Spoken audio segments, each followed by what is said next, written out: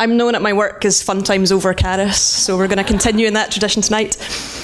But I've got a young pal who's quite a character, and he's got neck tattoos, and he's quite a tough guy, and he's fairly well known to the police across Dundee. And I think it's fair to say that we have not always been pals.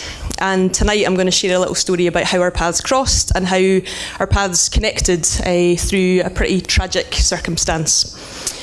Because, I'm part of Hot Chocolate, the youth work organisation that's based in the Steeple and works with the young people that hang on the grass just outside the Steeple.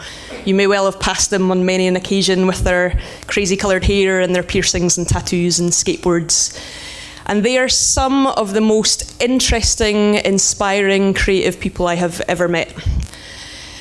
And they also carry with them a real weight and burden of tough stuff in life.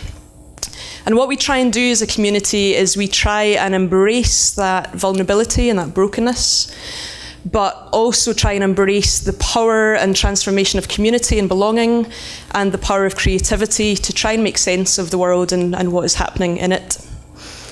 The vibe is quite chilled. It's very informal, it's very unstructured. The young people come in and get involved in whatever they want to get involved in. And they really feel that it is theirs. So it was a little bit of a shock to the system back in 2009 when my tattooed pal and his friends burst onto the scene with quite a different vibe, with quite a different culture, and with quite a different expectation of what that space should be. And essentially they were a wee street gang. They were a group of young men who were very angry and aggressive and hostile and violent. And that posed some pretty significant challenges for a youth work organisation that is trying to create a safe space for people and try and engage with them and build rapport and build trust when actually they were not willing to trust us at all. And in the midst of that, there was one of the gang who was maybe a bit more on the edge of the gang, but was a real diplomat and a real peacemaker. And he quite quickly became one of our allies because he was trusted and respected by the young men, but he was also trusted and respected by us. And on several occasions, he helped us to navigate some particularly difficult dynamics or tensions that were happening. And I remember they'd all been around for a good few months, and he came in one night and he was just beaming, so happy, because he'd got a new job and he was in a new relationship and things were really looking good for his life, and he was really proud. And of course we were really proud and we were really happy alongside him. And that was at the beginning of summer 2010. And unfortunately, that was the last time we saw that young man, our peacekeeper friend, because a few weeks after that, he took his own life. And I'm sure you'll appreciate how devastating that was to our community. And without doubt, the hardest thing we have ever been through together.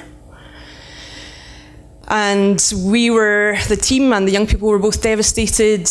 Masses of young people across Dundee were flocking to the Steeple to try and find some comfort, to try and find some support. And of course we did what we could. We provided some practical support, funeral arrangements, etc. And of course lots of emotional support. But really what happened during that few weeks, immediately afterwards, was that we sat and we cried together and we created together, because we recognised, particularly with art and music, that was able to express something that our words just couldn't express. And it's really interesting all these years later looking back on that time, because we came to realise that it was in the depths of that pain and in the depths of that sorrow that something really important happened. Something fundamental changed in the way that we and those young men related. Because they could see how upset we were, they could see how much we really cared, and they started believing that. And slowly but surely they began to trust us. They began to open up, they began to share their stories too. Now, I'm not saying it was an easy road, there were many bumps along the way with them, but over the next 2 or 3 years, they went from being so actively hostile towards us to becoming our biggest champions and advocates of our community could possibly wish for, and carrying significant responsibilities within the community as well. And I think through the really terrible, awful experience of that summer particularly. We learnt an awful lot through that tattooed young man and his friends about what it means to relate as fellow human beings, because they didn't see us as youth workers anymore. They saw us as people that were sharing in the same pain. And I think we have learnt that there's something really powerful that can happen when you're willing to go to those places. And I'm no philosopher and I'm no psychologist, so I don't really understand what that's about.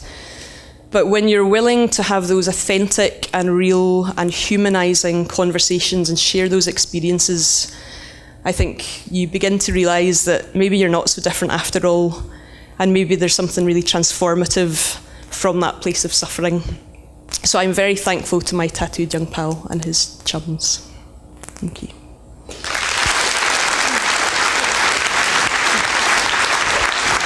Fun.